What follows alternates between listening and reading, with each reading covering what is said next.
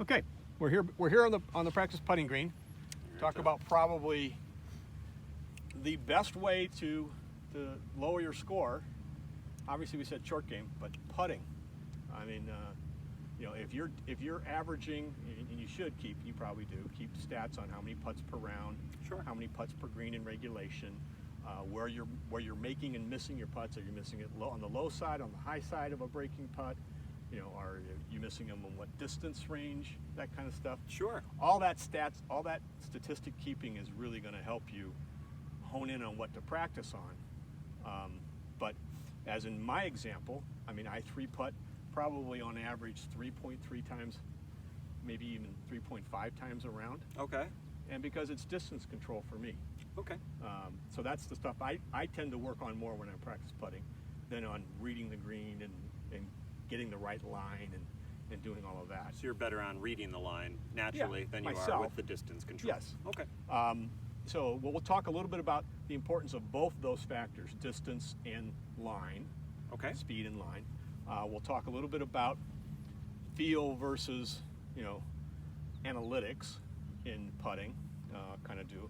When I talk about statistics, it makes me think I'm analytical. I'm a Nick Faldo kind of guy that, you know, breaks everything down into the minutest detail. Sure. I am kind of that kind of guy, but you know, that's just me. Yeah.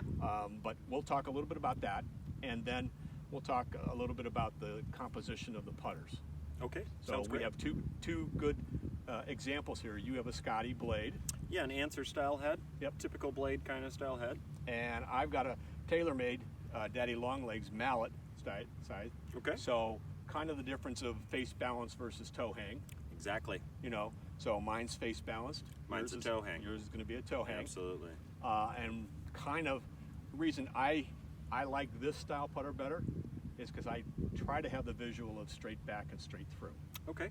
And the face balanced one helps me better straight back and straight through, versus if it's got a little bit of a weight on the toe on it.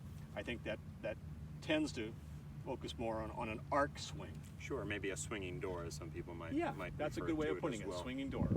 I look at great putters like Brad Faxon or Ben Crenshaw. Those I characterize as kind of the arc, Absolutely. you know, kind of putter. Yeah, and this is actually a Faxon style answer head. So Okay. I'm a little bit more of an arc putter as well. Yeah. I'm not typically fully straight back, Uh-huh. but I'm not a full swinging door, I would say. Yeah. So I'm somewhere In happy between. medium in between. Okay.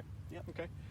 Tell me what in your game, what is more important to you in distance versus line? Distance or direction Or in a direction, sense? Sure. yeah.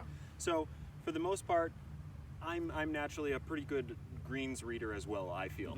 So naturally I'm not worried about the break as much. Yep. I can kind of see that as well. So distance would be more of the thing I'd like to hone in on. Okay. Really accurately get within, you know, that foot or two every time, so that basically that friendly circle, you know, you get inside, making a two putt at most every time. What So distance would be my when you go-to. do chart, you know, your putting rounds, how many putts do you think you average per 18 holes for a round? It's been quite a while since I've probably charted and played typically constant good, you know, Yeah. played golf, but I'd say somewhere around 28 to 30 putts, Okay. something That's- like that. That's good. Yeah, it's not fantastic, but it's not No, not bad. 28's fine. 28's good, yeah. Yeah. Maybe more generously, honestly, closer to that 29, 30. Okay.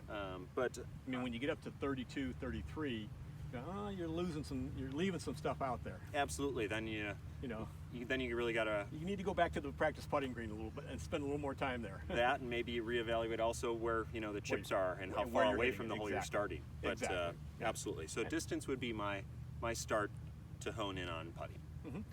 And you brought up that point of, you know, it depends. Not necessarily you may have a great putting stroke, but if you're always leaving yourself 60 footers from 115 yards out or from a chip Right. or a pitch, Sure. you know, you're leaving yourself 40 footers.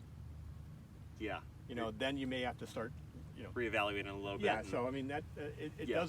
does a good for players of your caliber to chart that out and know statistically what you're doing out there on the course. Sure, I'd agree. Yeah. So let's hit some putts. We have a pretty Okay. let's say take a look at this putt. Yeah, absolutely. It looks fairly straight. Yeah, Maybe a little right to left. Yeah, I'd say pretty straight. Knowing you can kind of see the slope a little bit, just Yeah, a bit behind the hole. So I would say 2/3 of the putt is going to be straight, and on that last third, it's just going to curl a little bit towards the cup. Right. So where are you playing it then? Where are you aiming it? Sure. So I'm going to aim it on the first putt here for practice. I'm going to aim just outside of the cup here, probably about one ball. I would say about one ball out on the right. Okay. That'd be a good first practice putt, knowing it's definitely going to curve, but if it's more than that, then we can reevaluate after. I'm going to put this behind so we can see what happens. Sounds great. So again, I'm going to do a pre-shot where I'm going to line my ball up on my line here. Get comfortable behind it.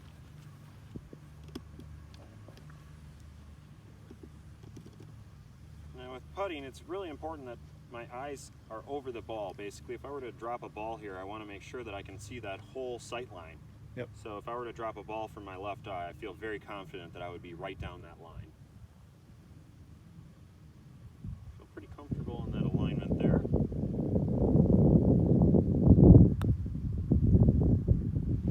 And just a little speed issue. So came up about 1.5 feet short on only a 8-foot putt, but Okay. Try that again. good direction, just not the best distance.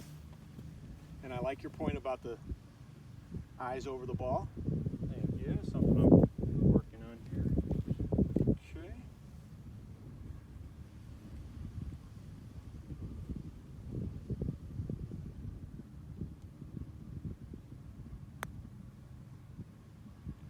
That was a little bit of a push there. That one didn't break as much. Not as much as I thought it would. Looked like it rolled pretty decent end over end, but better on the distance. Mm-hmm. So now if we can somewhat marry the two in between. Ah, you went away from the alignment, huh? Yeah, sometimes it doesn't always work with the alignment.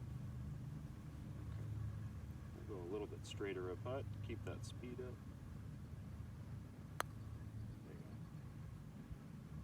That felt like a much better putt out of all three.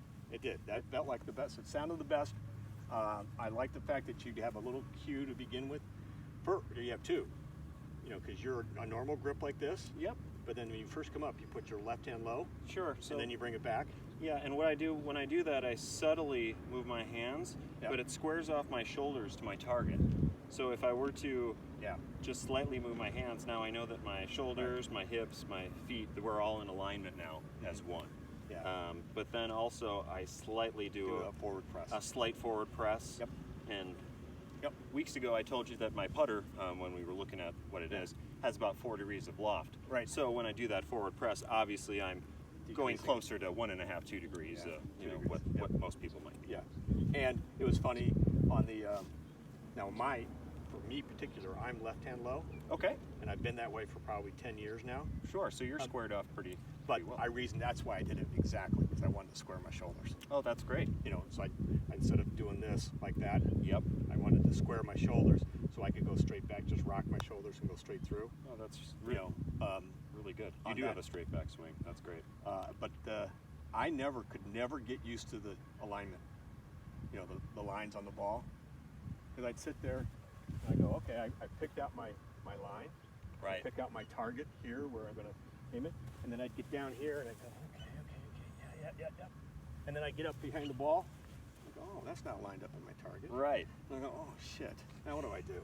You know, and then I'd, well, I'll just hit it, and I'd, hit it, and it would, like this is too distracting to me. Right. The confidence you knew already was basically. Right. I couldn't get it taken lined up away from it. exactly. If I could, I certainly could, take it and hit it square on that line, and you'd see the line going end over end, But I was just never comfortable with getting it square. And then aligning it with that. I'd always keep questioning it. I would say I'm much more confident and comfortable looking down just at the logo, squared.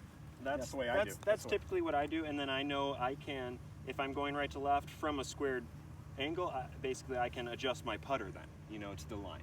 Okay. That's how I like to basically do an alignment with my putter and the ball. Okay. Yeah. Well, what we talked, you mentioned that